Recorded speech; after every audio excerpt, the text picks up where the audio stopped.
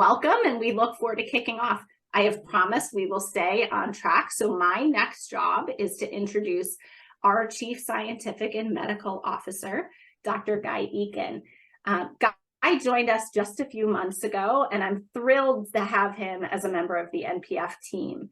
Dr. Eakin provides the vision, leadership, and overall management of the mission-related efforts in both research and medical affairs here at the National Psoriasis Foundation.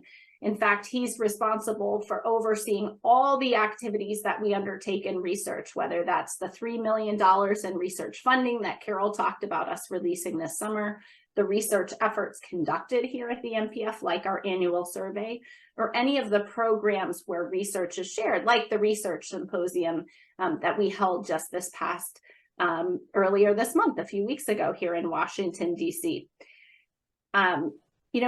Guy came to us, as I said, just a few months ago, but before joining the NPF, he led more than $139 million in research programs at the Arthritis Foundation and Lipedema Foundation and the Bright Focus Foundation.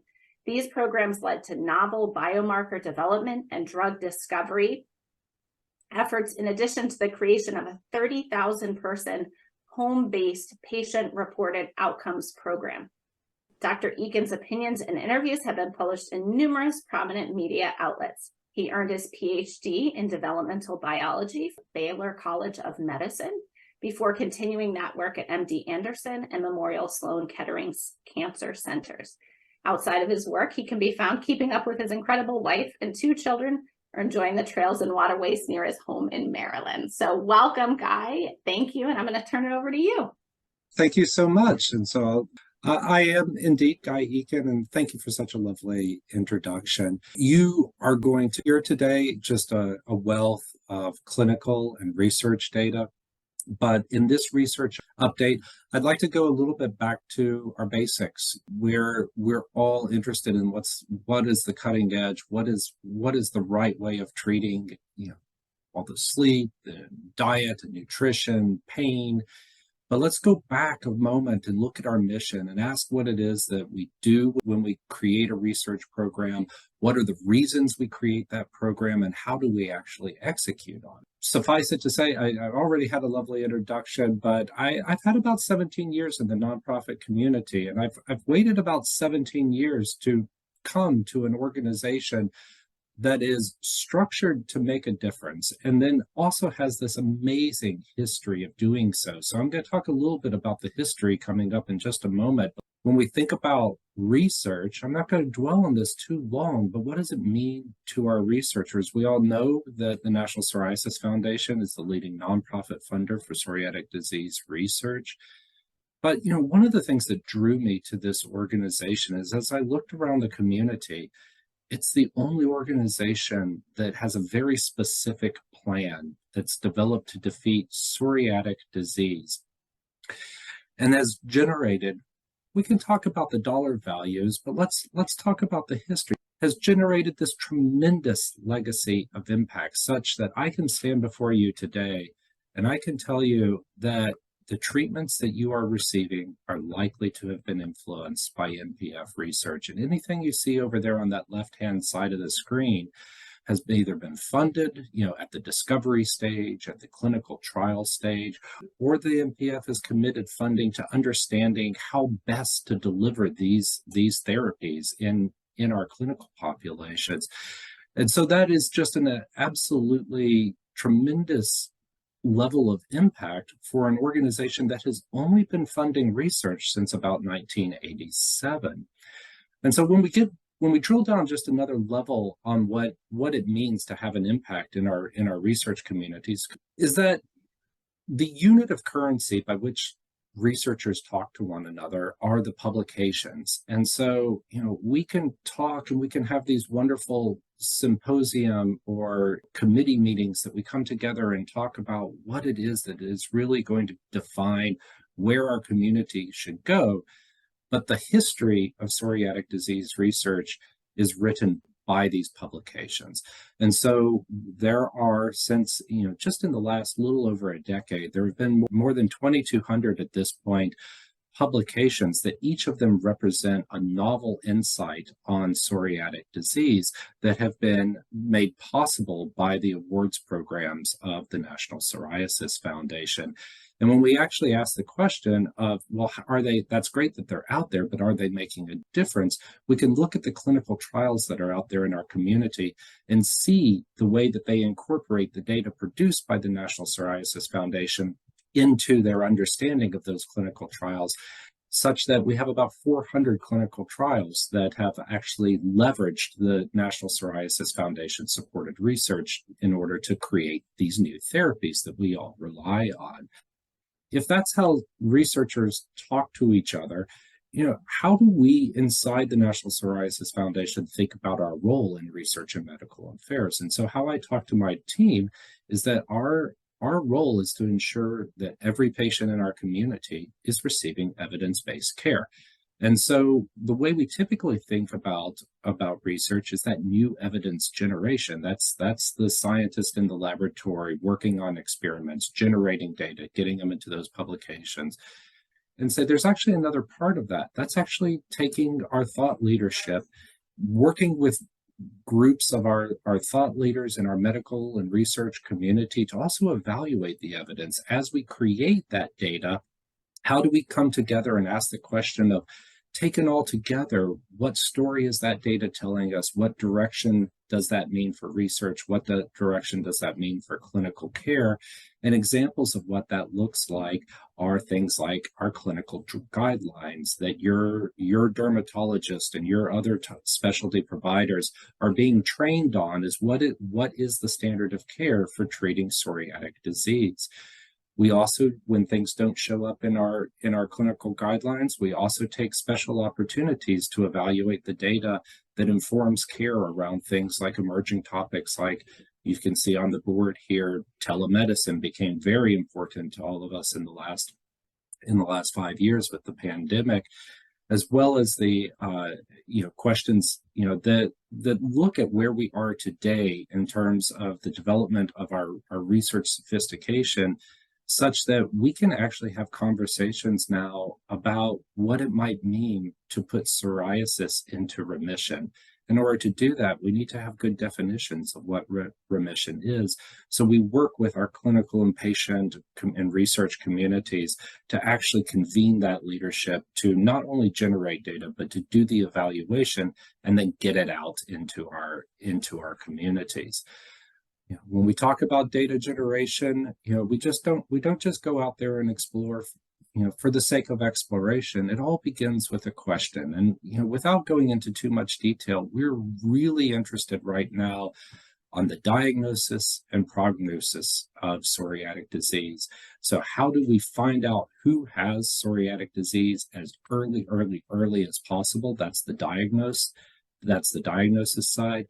And then the prognosis is, if you imagine a person who goes untreated, who are going to be the people who are going to have positive outcomes or negative outcomes, and at what time, under what time frame, who are going to be the people, when we think about prediction, who are going to respond to a specific therapy. How do we incorporate the ideas of genetics or environmental factors into our understanding of what is going to make a future for them that involves the most positive outcomes? So where do these questions come from? Well, to be honest, this is the community conference. It comes from our community, and specifically from our patient community. We have lots of different tools. I will tell you right now, I will be influenced today by the questions that you put into the chat room.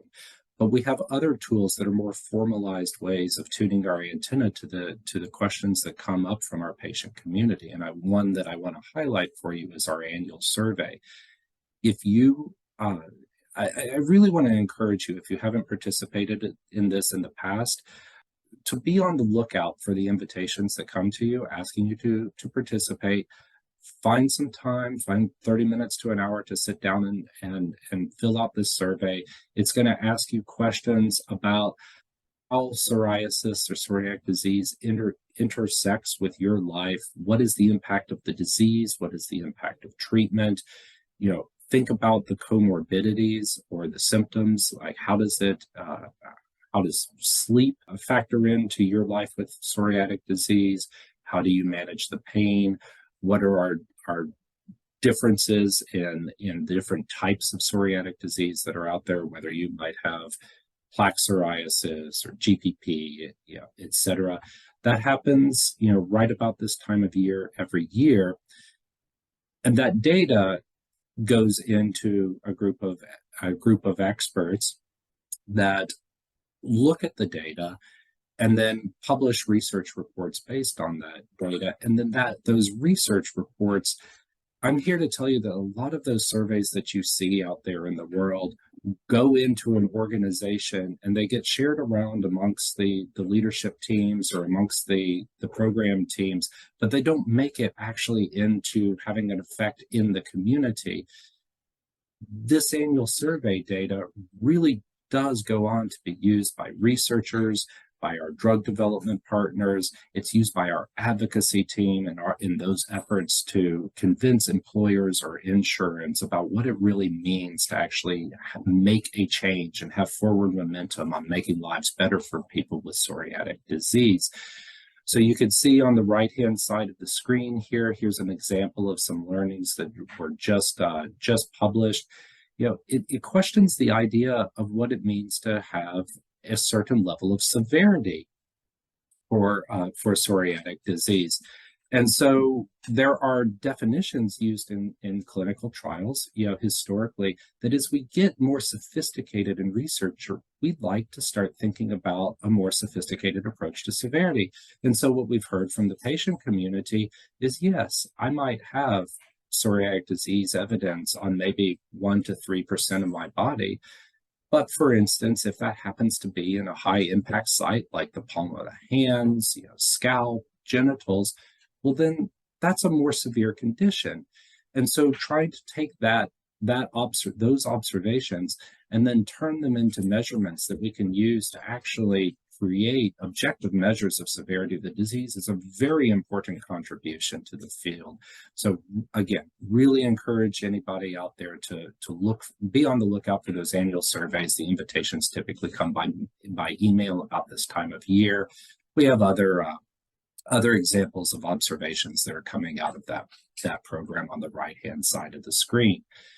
So now that we're starting to develop questions about the research program, we develop structure that asks us, when we think about how we fund research that's out there amongst our research community, how do we take those questions and create different funding mechanisms to make sure that we're dividing the dollars in our community again into the places where we think there's going to be the most impact. So you will see that we have discovery awards, which this is the researchers who are working in the darkness that are really discovering the things that are, absolutely revolutionary to how we think about the disease. We have translational awards that once those discoveries are made, that we start moving them into the direction of how do we use them as levers to pull in clinical practice? How do we create new drugs about them? We have a contribution to our understanding of how psoriatic disease works with the comorbidities that we know travel with psoriatic disease, and what are the molecules that cause these diseases to work together. And then one of the things that I think, beyond just the data that come out of our psoriatic disease research is our workforce development contributions through our research programs. So if we look just at the clinical care of psoriatic disease, what you're seeing here is controlled for population. We all know that most of the population is sort of on the coast of our country, but if we control for that, there are enormous swaths of the country represented in yellow here that have 0 dermatologists per 100,000 population. So if you translate that into what that means for a research community, is that clinical trials are not happening. The places where we recruit patients into clinical trials are not happening in anything colored yellow, here. And this workforce issue with like the scarcity of people focused on psoriatic disease is also a problem in the research community. And so we use our awards to change that too. One of the things that we do is we really use our research programs to lead other funding programs into investing in psoriatic disease.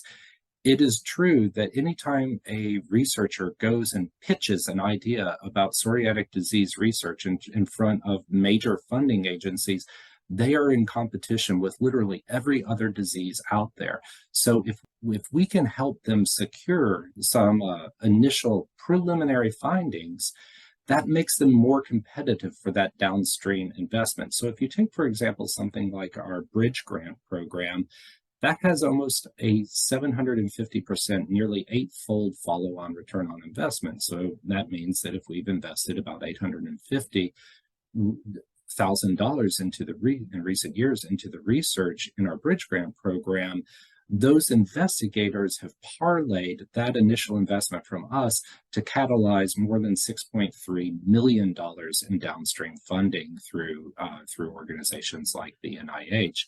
And that's where we move from sort of thinking about just like funding the best ideas out there to also leading the field and making it possible to be the rising tide that floats all ships and develops this very important workforce. I'll give you an example of an individual case study where this is happening. You can rewind, our timelines to 2011. And we gave a $75,000 discovery grant to look at a specific molecule in animal models. With success, it took about 9 years, but we turned that into a little bit of extra seed money, $200,000, to go on and develop a little bit of extra data that allows the translation of these initial discoveries into conceptualization of what a new intervention leveraging these molecules would look like. That just recently received $4 million total in NIH funding to support phase 2 clinical trials in a 12-year period, which tells us like research is a long process, but the NPF is really doing the right thing, catalyzing that downstream funding and keeping psoriatic disease on the table and competitive. I won't say too much about this, but when you ask about the scale of our research programs, I can tell you that we have more than 60 projects that are currently being managed right now. And as Carol alluded to earlier, we had 27 projects just announced new in this year. They're spread over all sorts of different topic areas, but I want to take the remainder of my talk to just focus on two or three of those projects, just to give you a sense of like what we're getting excited about and what the data that we see tends to look like. So the two classes of projects I'm going to talk about are how we are looking at biomarkers and diagnostic test tools for psoriatic arthritis. And then another project that is looking at prevention of burden of disease in psoriatic disease patients, specifically around the cardiovascular comorbidities. I'll say a little bit more about that in just a moment. So let's talk first about those diagnostic tests for psoriatic arthritis. So I'm going to talk about two different projects, one for Dr. Chandra in the University of Toronto and one Dr. Scher in New York University. And so the projects that we're talking about, it says confidential, but it's now been presented outside, is basically saying that when we look at a panel of biomarkers of different molecules that exist in the body, that we can start to see who is most likely to convert to psoriatic arthritis. And so what we're seeing here is that the FDA has defined this type of graph or research report as a way that they assess the quality of the biomarkers and how predictive they are of a particular disease. And what you want to see is that the best markers are going to be ones where that line trends all the way to that upper left-hand corner, which means that the work that we're getting out of this laboratory is considered, using the rubric that the FDA uses, as being amongst the most excellent in quality. I'm not going to spend a lot of time on this, but when we look at that type of work where we're getting really strong predictive value out of our PSA tests, we can also look at the other projects. So this is Dr. Scher's work at New York University, which was just published in April of this year. and shorthanding a lot of data. They're looking very carefully at nearly individual cells, all the genes that are being expressed in these individual cells, and they're making some really surprising conclusions, maybe not surprising to a patient community, but documenting for a research community that a psoriatic plaque existing on your skin has a certain genetic profile to it. And if you look at things that you think might be unaffected areas of the body, you also see similar genetic changes, reminding us that the psoriatic disease plaque is it's the canary in the coal mine. It's just there to remind us that something is going on all over the body where there is an inflammation that is smoldering, and that if we're going to treat, especially in the moderate to severe stages of the disease, if we're going to treat the psoriatic disease, we really need to be focusing not just on the plaque, but across the whole body, even areas that we think might not be otherwise affected. And so I want to turn attention for a second to Dr. Gelfland's work at the University of Pennsylvania. And this has been published recently in conference abstracts. And what we're doing here is asking the question of, sometimes we think of research as just designing drugs, and there's a question of what is our goal? Our goal is to limit the burden of disease. So are there other ways that we can limit the burden of disease beyond developing a new medication or a new medical treatment? And one of the ways that we're thinking about that is to ask the question of, when you go to see a dermatologist, you are not seeing a cardiologist. And sometimes patients fall between the cracks on the transition to a cardiology care. So if we just accept that is a problem in our community, an intervention that we can do is to create coordinated care that actually helps link a dermatology patient to appropriate cardiology care when indicated. So in this case, we've had a phase 1 study that used a clinical coordinator to follow up on dermatology visits, receive cardiology-related laboratory information from the patient, work with the patient when indicated to establish appropriate cardiology care, and then ensure that cardiology information travels back to the dermatologist, assuring that there's a complete full spectrum care happening for that individual patient. And in that pilot study, what we saw is that about 25% of the patients who went through this program were underdiagnosed for their cardiovascular risk and benefited from this linkage to the cardiology programs. So with success in that phase 1 study, we're now moving on to a phase 2 study that will expand the program to be more than 130 patient encounters across almost 20 different clinical sites. So I don't have much time today. I don't want to stand between you and the rest of the conversations. What I'd like to show you is how to get in touch.